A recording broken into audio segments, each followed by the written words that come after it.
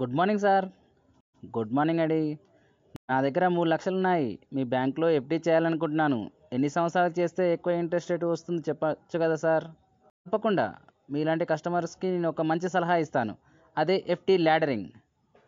FD లాడరింగా? అదేంటి sir?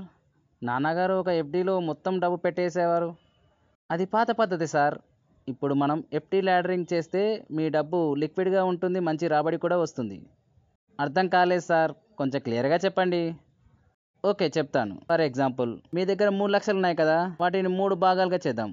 అంటే 1,00,000 1 year ఎఫ్‌డిలో, ఇంకొక 1,00,000 2 ఇయర్ ఎఫ్‌డిలో, ఇంకొక 1,00,000 3 ఇయర్ ఎఫ్‌డి చేద్దాం. ఇలా చేస్తే ఎవ్రీ ఇయర్ ఒక ఎఫ్‌డి మెచ్యూర్ అవుతుంది. మొదటి సంవత్సరం ఎఫ్‌డి మెచ్యూర్ అమౌంట్ 3 ఇయర్స్ ఎఫ్‌డిలో, అలాగే రెండో సంవత్సరం ఎఫ్‌డి మెచ్యూర్ అమౌంట్, మూడో సంవత్సరం 3 ఇయర్స్ ఎఫ్‌డి అమౌంట్, మళ్ళీ మూడో సంవత్సరాలకు ఎఫ్‌డి చేసినట్లయితే ఎవ్రీ ఇయర్ ఒక ఎఫ్‌డి మెచ్యూర్ అయ్యి 10 సంవత్సరం అమౌంట్ చేతికి వస్తుంది.